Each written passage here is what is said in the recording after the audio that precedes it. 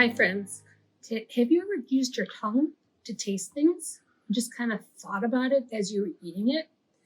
Today, we're sending home one of these, which is a lollipop, and one of these.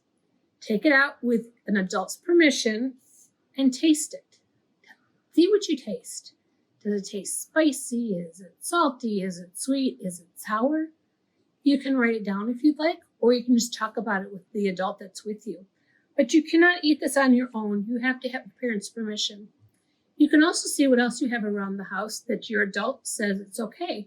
See if you have some pretzels, some crackers. See what that tastes like. You can have something for dinner. What does that taste like? Is it salty? Is it sweet? Is it spicy? Is it mild? Have fun with it. Bye, friends.